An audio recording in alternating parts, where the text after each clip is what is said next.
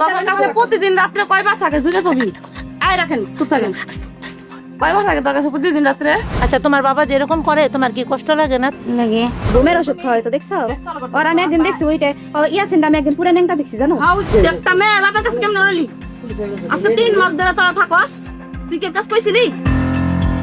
বাবা শব্দটির মাঝে লুকিয়ে আছে নিরাপত্তা, ভালোবাসা আর নির্ভরতার এক গভীর অনুভূতি। একজন সন্তানের জীবনে বাবাই হয়ে ওঠে সবচেয়ে বড় আশ্রয়, সবচেয়ে শক্তি, ভরসা। কিন্তু সেই বাবার বিরুদ্ধেই যদি উঠে নিজের মেয়ের উপর দীর্ঘদিন ধরে পাশবিক নির্যাতনের অভিযোগ। একটা মেয়ে বাপের কাছে কেমন রলি আজকে 3 মাস ধরে তোরা থাকস তুই কে কাজ পাইছিলি?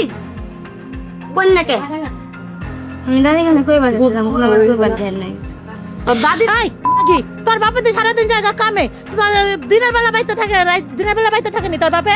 তোমার বাতারে দিনের বেলা বাইতে থাকে কি? তুই আমার কাছে একটু কইলে বাতে একটা আমি না বসে দিন আমরা তো তোর শরীর দেখে ধরে ফেলাইছি তোর বাপে তোর কাছে থাকে। সম্প্রতি সামাজিক যোগাযোগ মাধ্যমে ছড়িয়ে পড়া একটি ভিডিও ঘিরে শুরু হয়েছে ব্যাপক আলোচনা আর সমালোচনা। সামাজিক যোগাযোগ মাধ্যমে ছড়িয়ে পড়া ভিডিওতে দেখা যায় কয়েকজন স্থানীয় নারী মেয়েটিকে বিভিন্ন প্রশ্ন করছেন। ভিডিওতে উপস্থিত ব্যক্তিরা তরুণীকে আশ্বস্ত করে বলেন সত্য প্রকাশ করলে তার পাশে থাকবেন তারা এবং কোনো ধরনের ভয় বা চাপ অনুভব না করার অনুরোধ জানান।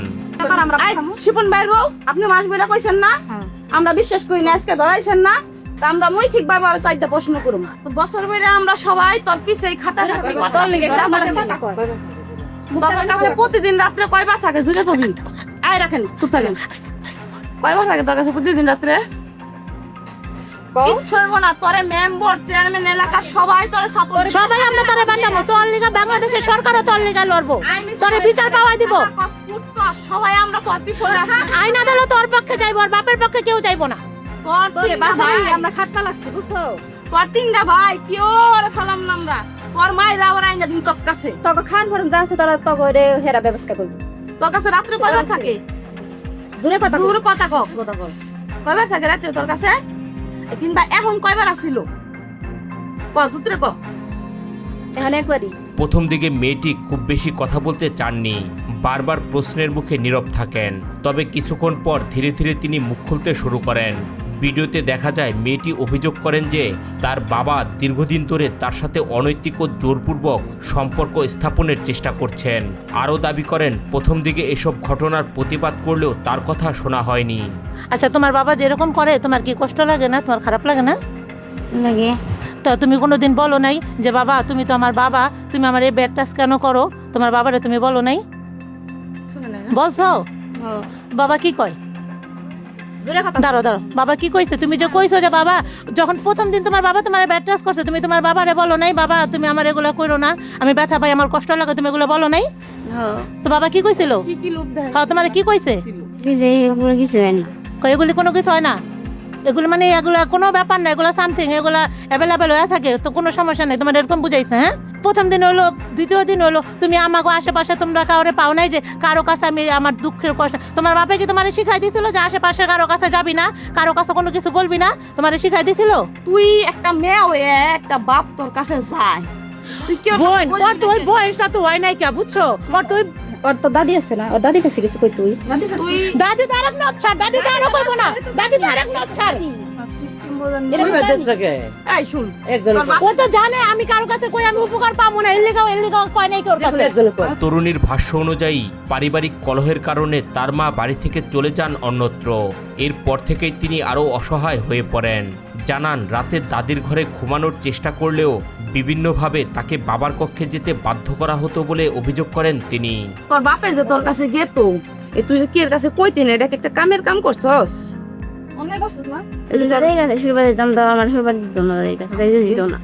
তোর বাপে কে তোর বয় কি দেখাইতো? ও কইতা আছে শিখা যাইতাছি কই কি তোর দাদির কাছে যে তুই হুইবার চাইতি তোর বাপে যে হুইবার দিত না সেনার মারদা ভিডিও করেন আমার ভিডিও কাম হইতাছে না কি কইছিস মানে না আলম দিবে একেবারে থেকে ভিডিও করেন দি কি কইছিস মানে চিল্লাই বকছে অনেক মা পারিছে কিছু তো ডর দাইছে তারপর দাদি এটা কেন কিল ভিডিও হইতাছে নি এ কিছু এই যে পয়লা যে তোর মা গেল গা তোর যে কয়দিন খালি বকতো এই যে কোন তোর লগে থাকা পারতো না দেখে তোর বকা বাণিজ্য করতো হ্যাঁ যাকে প্রথম দিন 2-3 দিন শুনছিলাম ওরাও বকাবকি করে, ওরাও বকাবকি। তোর বাপের থেকে আরেক বাপের কাছে গেল গা, তারপরে কিন্তু 5-6 দিন তোর অনেক বকছে না? হ্যাঁ, এই যে থাকবার দেশ নাই দেখে বকছে। কথা ক তোর কোনো ভয় নাই, কথা ক। এক রাতে কয়বার তোরে জিজ্ঞেস করলাম তোরে? তোমার কাছে কয়বার গে? 2 বার 3 বার। তবে ঘটনার এখানেই শেষ নয়। ভিডিওতে তরুণী এমন আরও অনেক কিছুই দাবি করেন যা উপস্থিত অনেককেই বিস্মিত করে।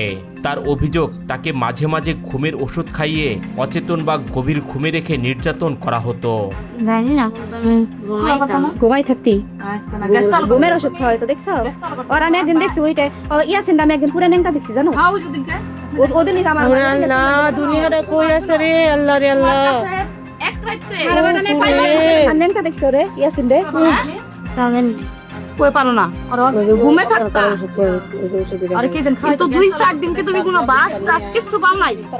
আরও চাঞ্চল্যকর বিষয় হলো, স্থানীয়দের প্রশ্নের জবাবে তিনি দাবি করেন ঘটনার দিনও তার বাবা তার কাছে এসেছিল, যদিও সেদিন তাকে কোনো ওষুধ খাওয়ানো হয়নি বলে উল্লেখ করেন তিনি। আজকে তো তোমার ঘুমের ওষুধ খাওয়াই কোনো অজ্ঞান টজ্ঞান কিচ্ছু করে নাই কে? তাহলে আজকে তুমি কে স্বীকার করলা না? কি কাজ করো নাকি আজকে করছে লোকজন? না আমি আজকে পায়খানা গেছিলাম, আমার পায়খানা করছিলাম যে থাক না তবে থাকার পরে পায়খানা ধরছিল? তার আগে ওই পায়খানা ধরার মধ্যে তোমার বাপে তোমার কাছে আসলো? জুড়ে পাও পাও পায়খানা ধরার মধ্যে তোমার কাছে, পায়খানা ধরার মধ্যে তোমার কাছে আসলো? মায়াটা নিরুপায়, বুঝছো কি করবো? আমরা সবাই আছি। শোনো, আজকে তোমার লগে যে কাজ করছে, তোমার জন্মদাসী মা হয়ে কাজ করতো না তোমার লেগা। তাই তুই যে দুঃখ বাস না, তুই কান্দস নাই? বেটা পাও না তুমি? ও ঘুমে থাকে তো কানছস, কান্দে বাস না? তাই তুই যে কানছস, তুই একটা দিন কে কাজ করছ না? ভিডিওটি সামাজিক যোগাযোগ মাধ্যমে ছড়িয়ে পড়ার পর মুহূর্তেই ব্যাপক আলোচনা শুরু হয়। অনেকেই ঘটনার সুষ্ঠু তদন্ত ও সত্য উদ্ঘাটনের দাবি জানান। জানা যায় ঘটনাটি ঢাকা জেলার নবাবগঞ্জ উপজেলার মোহাম্মদপুর এলাকার বলে দাবি করা হচ্ছে। তবে ভাইরাল ভিডিওর সব তথ্য স্বতন্ত্রভাবে যাচাই করা সম্ভব হয়নি। তুই যে আগে এলাকা বলে ঘুরতি, মানুষের মধ্যে গেতি, মানুষের কাছে গেতি, এখন যাস না কে? কে রে যাস না হনে? ওদের নাম গোবাসে মিন্দি তুলতে গেছে, আমি না মেয়ে শাক শুক তুলা তুই আমি আয়া পড়ছি, আর দেখি নাই মাইয়া আয়া পড়ছে। যাস না কে? তোর বাপ্পাই মানা করছে যে তুই কোনো মানুষজনের কাছে যাস না, গেলে টের পাই যে বললি কে? হ্যাঁ এই কত কা? এই ধরনের ঘটনা যদি সত্যিই ঘটে থাকে তাহলে তা শুধু একটি পরিবারের নয়, পুরো সমাজের জন্যই অত্যন্ত উদ্বেগজনক একটি বিষয়।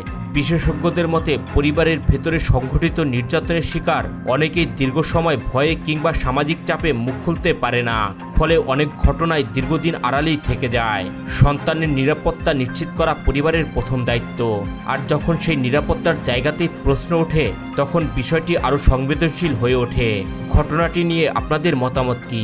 ভাইরাল ভিডিওতে উঠে আসা এসব অভিযোগ সম্পর্কে আপনারা কি ভাবছেন? কমেন্ট করে জানাতে ভুলবেন না।